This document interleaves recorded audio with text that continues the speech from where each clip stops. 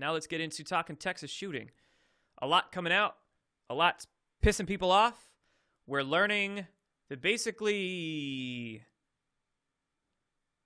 we don't know shit about it. And even the officials don't know shit about it. Texas official coming out today saying it was not the right decision to delay sending in law enforcement into the school.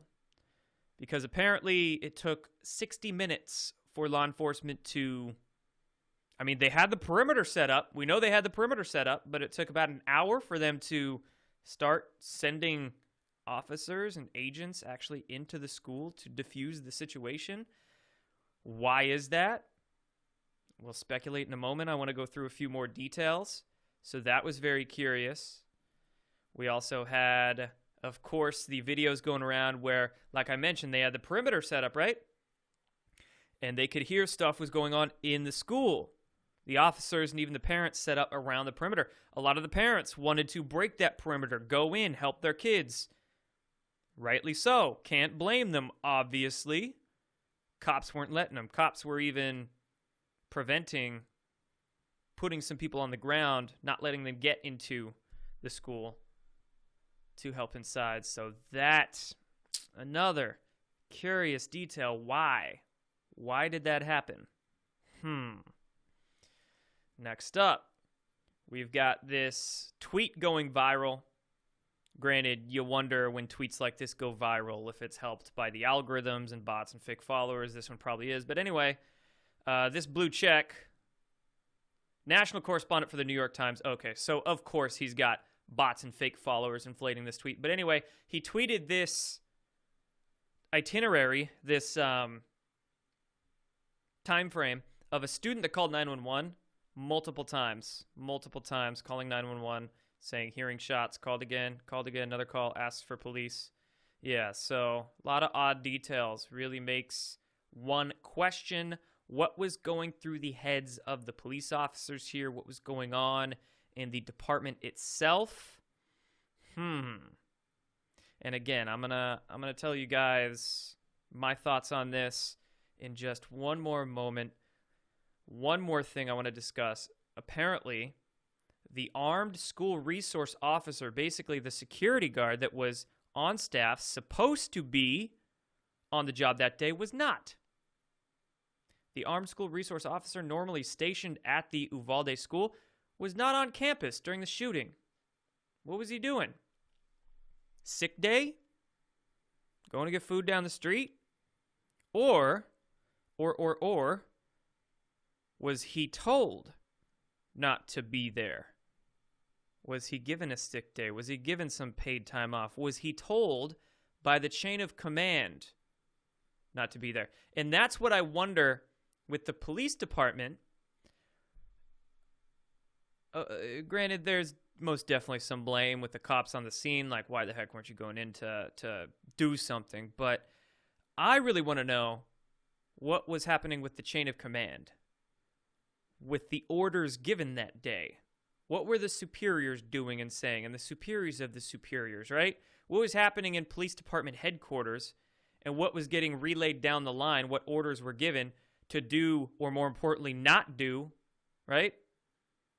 I'm thinking this whole setup, there was some spooks, some agents, some compromised individual inserted not just into the police department, but we're also hearing that there was a teacher or some individual that opened up the door, like opened the door up for the shooter to get inside. At least that's according to the officials there in Uvalde. Again, so many different contradicting stories. What the heck's the real one? We don't know, but it makes sense to me that there would be some sort of compromise in the chain of command of the police department and some sort of compromise also in the school system, maybe even at the elementary school itself or something, somewhere in the school district and police department. And then that compromise in the chain of command upstream flowed downstream. And then the police on the scene were probably given these orders. They're confused as shit. They don't know what to do. They're giving these orders. And here's the thing. If they disobey the orders, what does that mean? Well, that means like their job, their livelihoods, right? Should they have disobeyed those orders? Probably. But you got to think of what's going through their head. They're like, they don't actually know truly what's going on. So they might legitimately believe the situation inside the elementary school has been diffused. So they're not going inside and they're keeping the parents outside because the low-level officers on the scene legitimately thought like, hey, oh, it's diffused. They're just hearing over the intercom or the walkie-talkie, right? From the superiors. Granted, whatever's going down the chain of command, probably false information given to then increase the severity or the violence of the situation, basically let it happen, right? There's some people that are going to have to get interrogated. It's sick. It's sick stuff, right? Orchestrated, right? Just got to say, that's what it's looking like. They call us crazy conspiracy theorists for asking these questions, but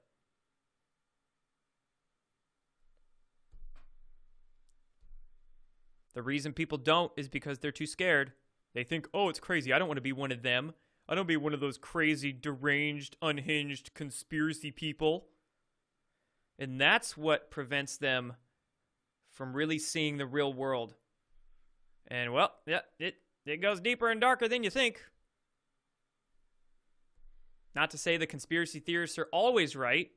We damn well know that there's a lot of dumb shit that gets said in conspiracy truth movement, but a good amount of the time, those crazy conspiracy theorists are on the scent, at least on the scent closer than a lot of more normie folk are. So, questions I got, man. Questions I got. And then, so, one more thing I want to say about that, actually, and I might as well bring up our next story, our next piece of the puzzle here. So, this is the response outside of that NRA convention going on today in Houston, Texas, where President Trump is speaking. This is like the... I'm going to play it. I want to play it without... Okay, I'll play it with audio. It's only a few seconds long. But this is the vitriol, the anger... Shit! Piece of shit! Piece of shit! You're not broken!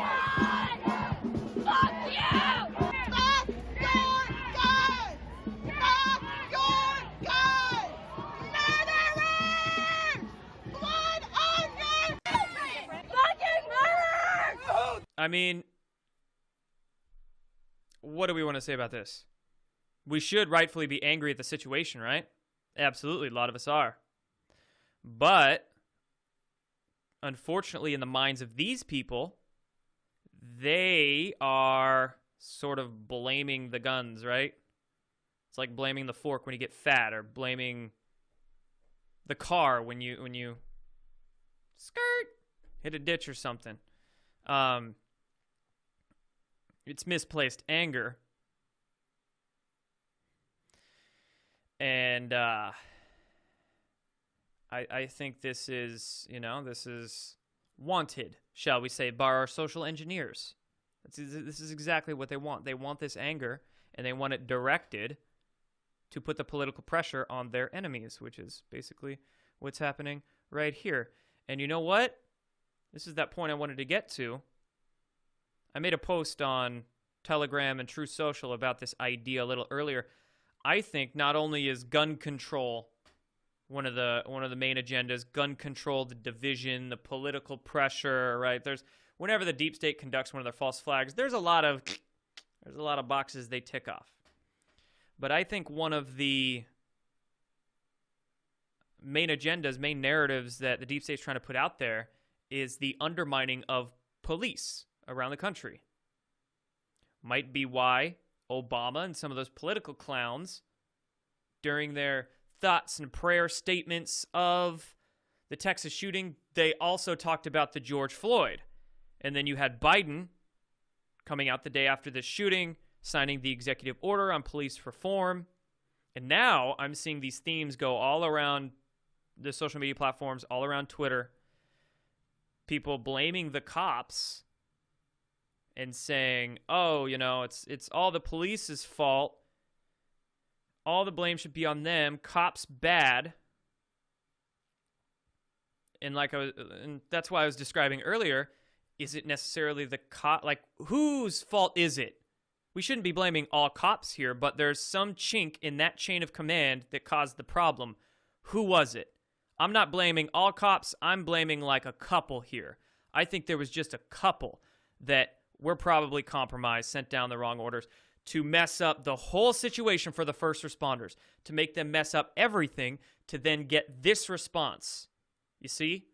Now, cops bad in the mind of the public. Cops bad. We need police reform around the country. Now it's going to put more stress. They're going to be calling for more reforms, more training, put more stress on all the police departments around the country that are already stressed and understaffed, right?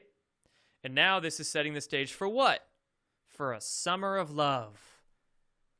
Can't wait till all the BLMers and Antifers and sleeper cells and paid protesters, provocateurs all get activated this summer. Shoot. Here's a thought. We've got Juneteenth coming up next month, right?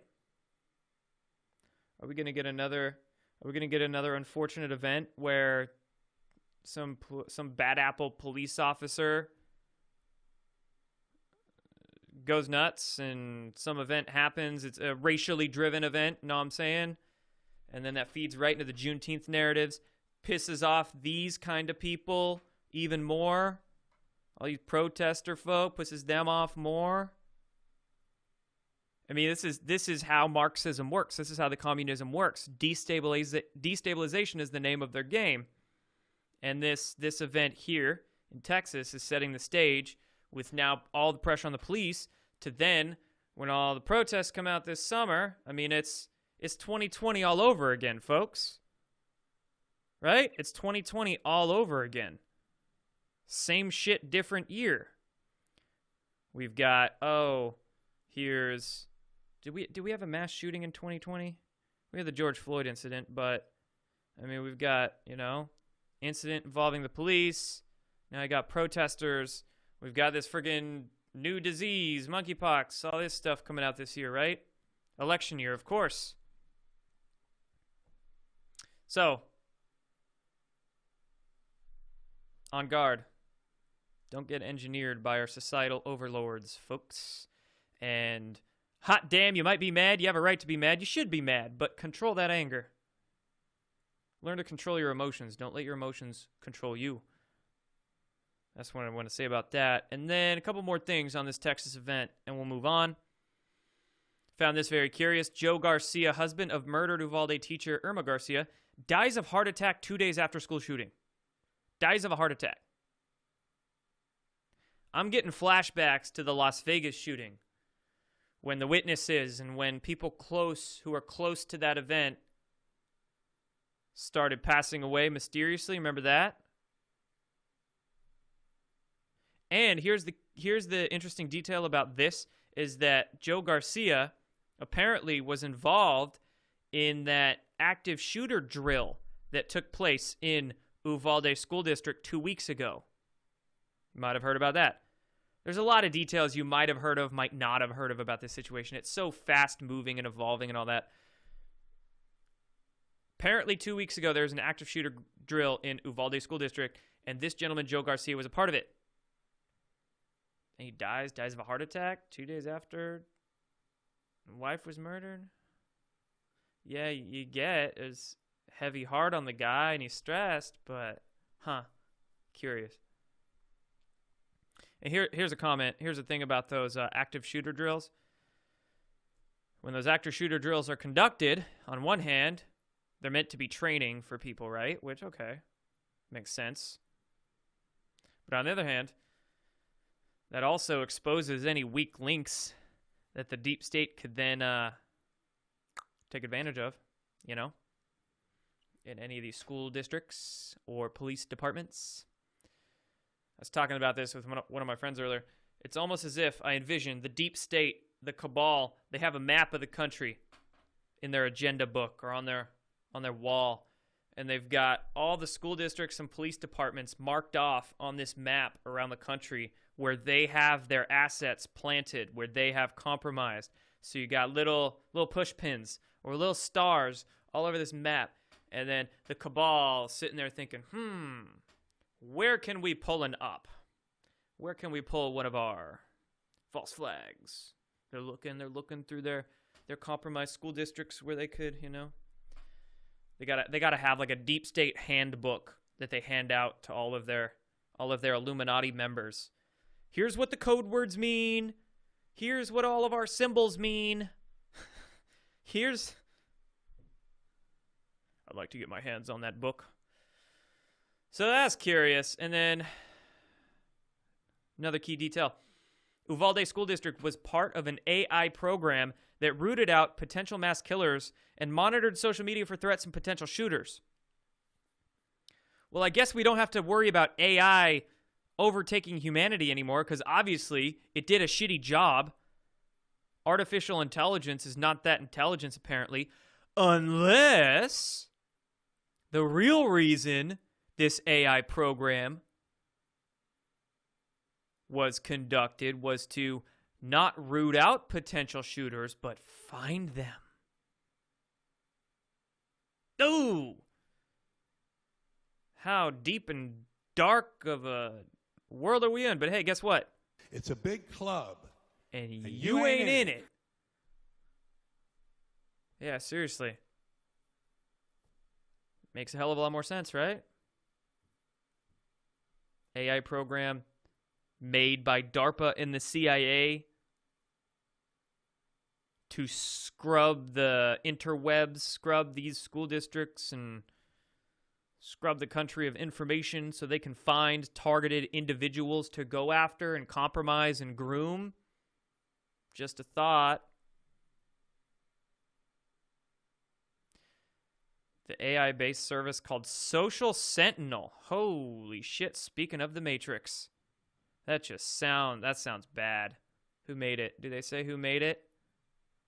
Oh, by the way, guys, all those pictures of the transgender person going around, it's not the shooter. That's still going around a couple of days later. Let's just debunk that. Those tranny photos, not the shooter. Also, point to be made, that's some expensive weaponry. Expensive weaponry. He had a lot of ammo. He had a ballistic vest. He had, an F-250 that was like a $50,000, $60,000, $70,000 truck. How did homie get all that on his 18th birthday?